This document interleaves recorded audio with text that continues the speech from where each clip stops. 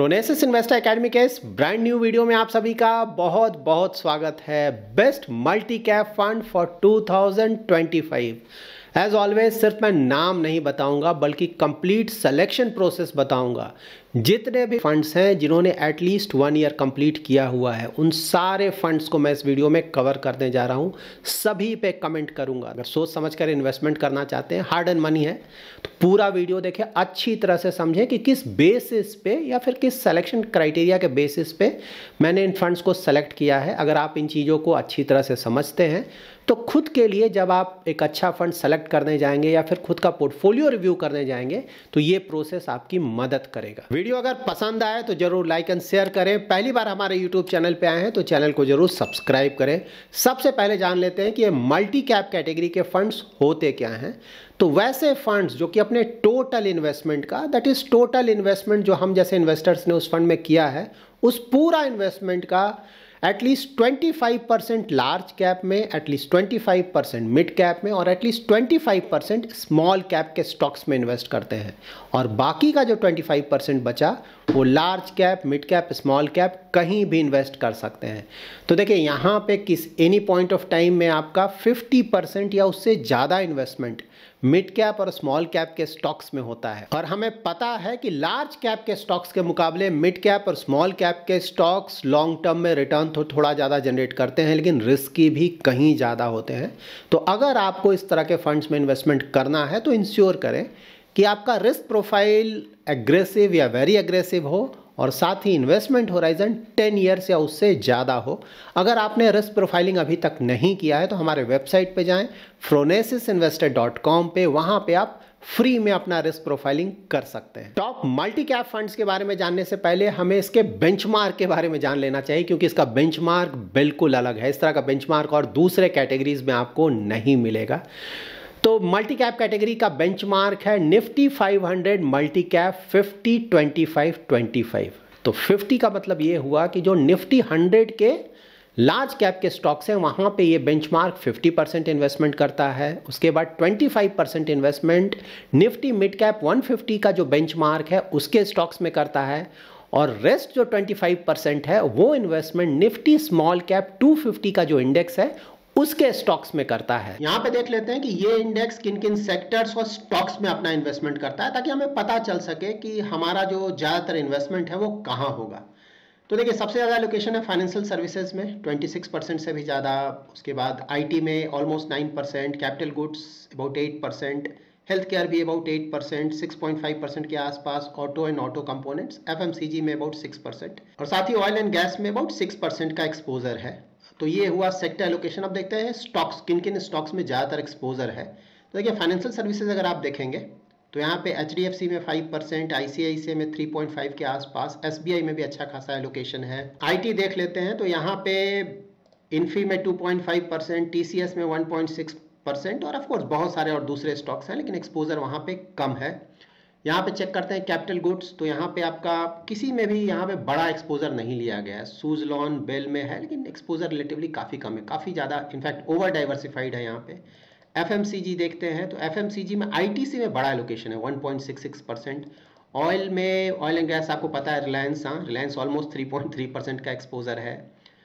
और health care में देख लेते हैं तो यहाँ भी कहीं कोई खास एक्सपोजर नहीं लिया गया है, ओवर डाइवर्सिफाइड है। सन फार्मा में 0.72% और ऑटो में अगर आप देखेंगे तो यहाँ पे महिंद्रा एंड महिंद्रा में अबाउट 1% के आसपास का एक्सपोजर है। टाटा मोटर्स, मारुति में भी थोड़ा बहुत एक्सपोजर लिया गया और बाकी एक्सपोजर काफ़ी कम है। नाउ हम बेस्ट मल्टी कैप फंड्स का अपना सिलेक्शन प्रोसेस स्टार्ट करते हैं। यहाँ पे आप मल्टी कैप कैटेगरी के उन सारे फंड्स का डिटेल चेक कर सकते हैं जिन्होंने एटलीस्ट 1 ईयर कंप्लीट कर लिया है। तो यहाँ पे देखिए एयूएम आप चेक कर सकते हैं, एसेट अंडर मैनेजमेंट, साथ ही 1 ईयर, 3 ईयर, 5 ईयर और 10 ईयर के डायरेक्ट प्लान का रिटर्न्स और साथ ही बेंचमार्क का रिटर्न। तो यहाँ पे देखिए बहुत सारे फंड्स को आपने देखा होगा ना, मैंने हाईलाइट किया हुआ है। तो क्यों किया है? क्योंकि देखिए हमें कुछ टॉप फंड सेलेक्ट करना है तो सबसे पहले हम उन फंड्स को अपने फाइनल लिस्ट से रिमूव करेंगे जो कि रिलेटिवली नए फंड्स हैं। और हम वैसे फंड्स को भी अपने फाइनल लिस्ट से रिमूव करते हैं जिनका ईएम बहुत छोटा है, 500 करोड़ से भी कम है। लेकिन यहाँ पे कोई भी ऐसा फंड नहीं है जिसका ईएम 500 से भी कम है। तो इसीलिए उस तरह के फंड्स को यहाँ से रिमूव करने जा रहे हैं जिन्होंने 1 ईयर ही कंप्लीट किया है, जिन्होंने एटलीस्ट 3 इयर्स भी अभी कंप्लीट नहीं किया हुआ है, क्योंकि वहाँ पे आपके पास सफिशिएंट डेटा नहीं होगा जिससे कि आप उस फंड के बारे में अच्छी तरह से स्टडी कर सके। तो यहाँ पे बहुत सारे लोग होंगे जो कि ऑलरेडी इन फंड्स में इन्वेस्ट कर चुके हैं, तो वो क्या करें? तो देखिए, अगर आपने ऑलरेडी किसी नए फंड में इन्वेस्टमेंट किया हुआ है, फंड अच्छा कर रहा है, तब तो कोई प्रॉब्लम ही नहीं है ना, तब तो कंटिन्यू करना चाहिए। हाँ, फंड का परफॉर्मेंस अच्छा नहीं है, तब वहाँ रिव्यू कर सकते हैं कि क्या प्रॉब्लम है, ठीक है? तो इसको इस तरह से लेकर चले। तो यहाँ पे इसीलिए मैंने हाईलाइट किया हुआ, देखिए 1 ईयर का जो रिटर्न है ना, उन फंड्स को ग्रीन कलर से हाईलाइट किया। अगर बेंचमार्क को बीट कर पा रहा है, जो कि काफ़ी अच्छा है, और बेंचमार्क को बीट नहीं कर पा रहा है, तो मैंने रेड कलर से हाईलाइट किया हुआ है। लेकिन यहाँ पे देखिए, एक्सिस बहुत अच्छा परफॉर्मेंस है, देखिए ह्यूज रिटर्न्स ना, बेंचमार्क से कितना ज़्यादा रिटर्न है। बंधन बेंचमार्क को थोड़े मार्जिन से बीट कर पा रहा है, लेकिन बीट तो कर पा रहा है। बैंक ऑफ इंडिया बीट कर पा रहा है। कैनरा रूबिको का परफॉर्मेंस ठीक है। एडिलवाइस का काफ़ी अच्छा परफॉर्मेंस है। HDFC थोड़े मार्जिन से बीट कर पा रहा है। HSBC का परफॉर्मेंस बहुत अच्छा है। LIC का परफॉर्मेंस बहुत अच्छा है। मेरे थोड़ा अंडर परफॉर्मेंस कर रहा है, मतलब ऐसा नहीं कि कोई बहुत बड़ा कंसर्न होना चाहिए, थोड़ा बहुत अंडर परफॉर्मेंस चलता है। SBI भी थोड़े मार्जिन से बीट कर पा रहा है। टाटा का अंडर परफॉर्मेंस बहुत ज़्यादा है, मतलब देखिए बेंचमार्क का कितना ज़्यादा रिटर्न है, टाटा का बहुत कम रिटर्न है, तो ये रिव्यू करना चाहिए कि क्या प्रॉब्लम है। यूनियन का भी कम रिटर्न है, जबकि वाइट ओक का परफॉर्मेंस अच्छा है ना। ये मल्टी कैप कैटेगरी के कुछ फंड्स हमारे पास बच गए हैं, तो इन फंड्स में हम वैसे फंड्स को अपने फाइनल लिस्ट से रिमूव करेंगे जो कि ज़्यादातर होराइजन्स में अपने बेंचमार्क को बीट नहीं कर पा रहे हैं। जब भी हम किसी भी एक्टिवली मैनेज्ड फंड में ज़्यादा एक्सपेंस रेशियो देकर अपना इन्वेस्टमेंट करते हैं, तो हमारा एक्सपेक्टेशन ये होना चाहिए कि वो फंड ज़्यादातर होराइजन में अपने बेंचमार्क को बीट करे। मैं ये नहीं बोल रहा हूँ सारे होराइजन में, कभी कभी कोई भी अच्छा फंड भी अंडर परफॉर्म कर सकता है, वो चलता है, लेकिन हाँ, ज़्यादातर होराइजन में अपने बेंचमार्क को बीट करना चाहिए। और साथ ही वैसे फंड्स को भी रिमूव करेंगे जिन्होंने एटलीस्ट 5 इयर्स कंप्लीट नहीं किया हुआ है, तो वहाँ पे भी सफिशिएंट डेटा हमारे पास नहीं होगा उन फंड्स का डिटेल रिव्यू करने के लिए। फंड वाइज अगर आप परफॉर्मेंस देखेंगे तो आदित्य बिरला देखिए, इसका 1 ईयर में तो बीट कर पा रहा है और 3 ईयर में बेंचमार्क के आसपास रिटर्न है, तो इस फंड को हम एवरेज परफॉर्मर बोल सकते हैं। ऐसा नहीं कि ये बुरा फंड है, बेंचमार्क के आसपास रिटर्न तो जनरेट कर रहा है। बड़ौदा का परफॉर्मेंस अच्छा है। ICICI का परफॉर्मेंस ठीक है। इन्वेस्को का परफॉर्मेंस ठीक है। ITI का परफॉर्मेंस ठीक है। कोटक देखिए परफॉर्मेंस बहुत ज़्यादा अच्छा है। हाँ, दोनों होराइजन्स में बहुत बड़े मार्जिन से अपने बेंचमार्क को बीट कर पा रहा है। महिंद्रा का ठीक है परफॉर्मेंस, निपॉन का ठीक है। क्वांट का परफॉर्मेंस देखिए ना, मतलब लास्ट 3 to 6 मंथ्स में तो हम देख ही रहे थे बहुत ज़्यादा अंडर परफॉर्मेंस है, उसी के कारण इसका 1 ईयर और 3 ईयर में भी जो परफॉर्मेंस है वो हिट हो रहा है। 1 ईयर में तो अंडर परफॉर्मेंस अच्छा खासा हो गया है, 3 ईयर में बेंचमार्क के आसपास रिटर्न है, और 5 ईयर 10 ईयर में अभी परफॉर्मेंस ठीक लग रहा है। सुंदरम का परफॉर्मेंस देखिए, ऑल्दो सारे होराइजन्स में ये फंड अपने बेंचमार्क को बीट नहीं कर पा रहा है, लेकिन बेंचमार्क के आसपास ही रिटर्न है। ऐसा नहीं कि बेंचमार्क से कोई बहुत ज़्यादा अंडर परफॉर्मेंस है। तो इस तरह का फंड अगर एक साल भी थोड़ा अच्छा रिटर्न जनरेट कर देगा तो ज़्यादातर होराइजन में अपने बेंचमार्क को बीट कर पाएगा। तो यहाँ पे कोई भी ऐसा फंड आपको नहीं मिलेगा जो कि बहुत ज़्यादा अंडर परफॉर्म कर रहा है ना, होता है बिल्कुल ही बेकार फंड, उस तरह का कोई भी फंड फिलहाल ये परफॉर्मेंस देखकर तो नहीं लगता है कि मल्टी कैप कैटेगरी में है। लेकिन हमें तो कुछ टॉप फंड सेलेक्ट करना है, तो मैंने उन फंड्स को हाईलाइट किया हो जिसे हम फाइनल लिस्ट से रिमूव करेंगे। तो आदित्य बिरला एक एवरेज फंड है, लेकिन टॉप फंड में इंक्लूड नहीं करेंगे। कोटक मल्टी कैप बहुत अच्छा परफॉर्मेंस दे रहा है, अनफॉर्चुनेटली इसका 5 ईयर 10 ईयर का ट्रैक रिकॉर्ड अवेलेबल नहीं है, क्योंकि यह रिलेटिवली नया फंड है, इसीलिए मजबूरी में हमें इस फंड को फाइनल लिस्ट से रिमूव करना पड़ रहा है। यहाँ पे देखिए क्वांट भी हमारे क्राइटेरिया को फुलफिल नहीं कर रहा है, सो आइडियली इस फंड को भी हम फाइनल लिस्ट से रिमूव कर सकते हैं, लेकिन मैं नहीं कर रहा हूँ, इसे मैं फाइनल लिस्ट के लिए रख रहा हूँ। क्यों रख रहा हूँ? क्योंकि देखिए 5 ईयर और 10 ईयर में परफॉर्मेंस देखें तो अभी भी बहुत अच्छा परफॉर्मेंस है, और 3 ईयर में भी बेंचमार्क के आसपास ही रिटर्न है। ऐसा नहीं कि कोई बहुत ज़्यादा अंडर परफॉर्मेंस है, मोस्टली जो अंडर परफॉर्मेंस दिख रहा है वो 1 ईयर में दिख रहा है। तो नाउ हमारे पास ये कुछ टॉप फंड्स बच गए हैं, तो परफॉर्मेंस वाइज ये सारे फंड्स को आप अच्छे फंड्स बोल सकते हैं। और यहाँ पे अगेन कुछ टॉप फंड सेलेक्ट करना है, तो इनमें से हम वैसे फंड्स को अपने फाइनल लिस्ट से रिमूव करेंगे जो कि ज़्यादातर होराइजन्स में अपने बेंचमार्क को 3% या उससे ज़्यादा के मार्जिन से बीट नहीं कर पा रहे हैं। तो यहाँ पे BNP परिवार देखिए, लाइट ग्रीन से मैंने उन सारे रिटर्न्स को हाईलाइट किया हुआ है जहाँ की ये बेंचमार्क को 3% या उससे ज़्यादा के मार्जिन से बीट नहीं कर पा रहे हैं।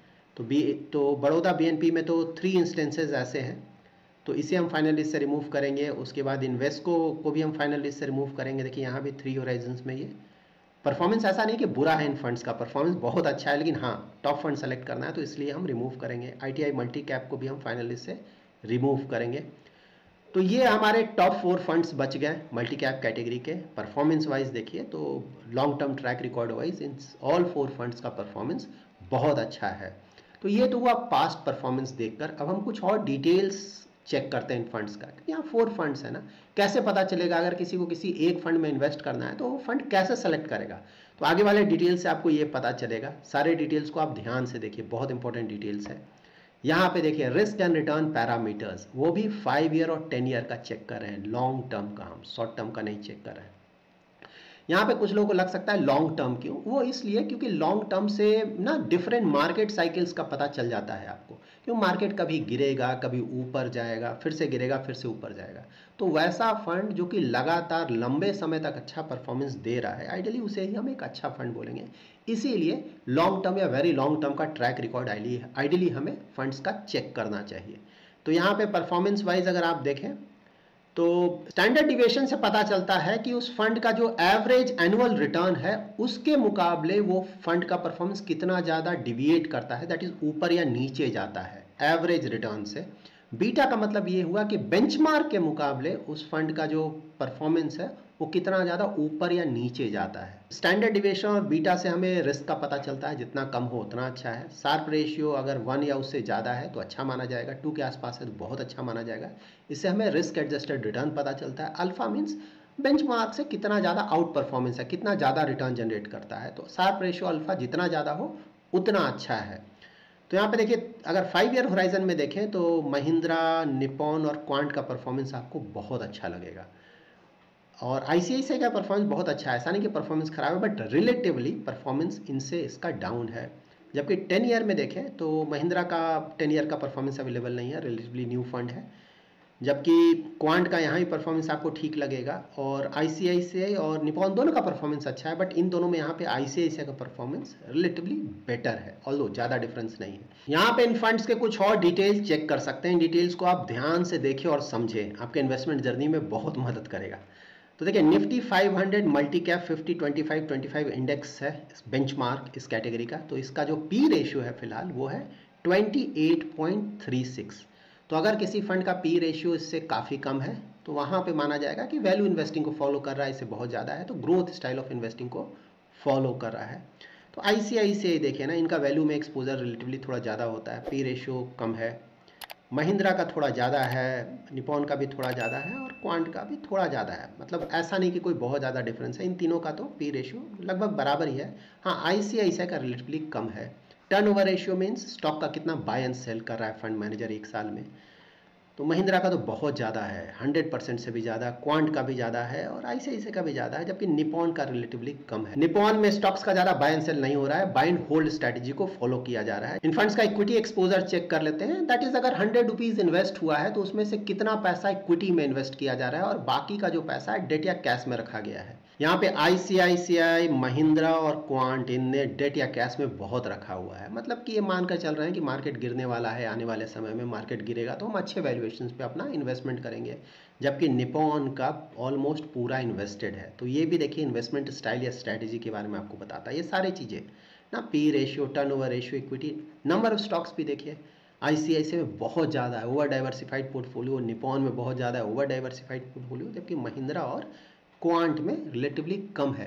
देखिए इन पैरामीटर से ये नहीं पता चलता है कि कोई फंड अच्छा या खराब है, ठीक है। इनसे सिर्फ इन्वेस्टमेंट स्टाइल और इन्वेस्टमेंट स्ट्रैटेजी पता चलता है।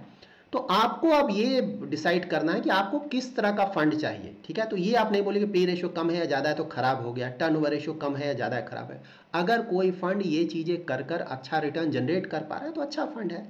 बस आपको ये ध्यान में रखना है कि आपको क्या चाहिए, आपको किस तरह का फंड चाहिए। यहाँ पे इन फंड्स का मार्केट कैप एलोकेशन आप चेक कर सकते हैं। तो large cap, mid cap, small cap में किस तरह का एक्सपोजर है। तो यहाँ पे मिड कैप, स्मॉल कैप में मिनिमम 25% तो इन्हें रखना ही है, और 25% उन्होंने रफली रखा भी है। लेकिन हाँ, ज़्यादातर एक्सपोजर इन्होंने लार्ज कैप में रखा है, और मोस्टली एक जैसा मार्केट कैप एलोकेशन है। यहाँ पे देखिए किस तरह के स्टॉक्स में इन्वेस्टमेंट किया हुआ है। तो टॉप होल्डिंग्स यहाँ पे सिर्फ है। तो ICICI, महिंद्रा और निपॉन का बहुत ज़्यादा डाइवर्सिफाइड पोर्टफोलियो है। टॉप होल्डिंग्स ये जो स्टॉक्स हैं टॉप 12 स्टॉक्स को लिया गया तो यहाँ पे 30-35% का एक्सपोजर है, जबकि क्वांट का बहुत ज़्यादा concentrated portfolio in top 12 stocks में ही ऑलमोस्ट 50% के आसपास का एक्सपोजर लिया गया है। और ज़्यादातर ऊपर आपको लार्ज कैप दिखेगा, खासकर आईसीआईसीआई में। यहाँ पे देखिए इन 4 फंड्स में ध्यान रखें कि क्वांट का जो इन्वेस्टमेंट करने का तरीका होता है बाकी म्यूचुअल फंड कंपनी से बिल्कुल अलग होता है, काफ़ी हद तक अलग होता है। तो अगर कोई क्वांट के स्कीम्स में अपना इन्वेस्टमेंट कर रहा है तो आपको अच्छी तरह से पहले समझना होगा कि इन्वेस्टमेंट करने का तरीका क्या है इनका। इस पे ऑलरेडी डिटेल वीडियोस हमने पब्लिश किया हुआ है, तो मैं सजेस्ट करूंगा उन वीडियोस को वॉच करें, अच्छी तरह से समझें और उसके बाद इन्वेस्टमेंट करने का डिसीजन लें। तो that's it in this video. अगर आपको ये वीडियो पसंद आया है तो जरूर लाइक एंड शेयर करें। पहली बार हमारे यूट्यूब चैनल पर आए हैं तो चैनल को जरूर सब्सक्राइब करें। Thanks lot for watching.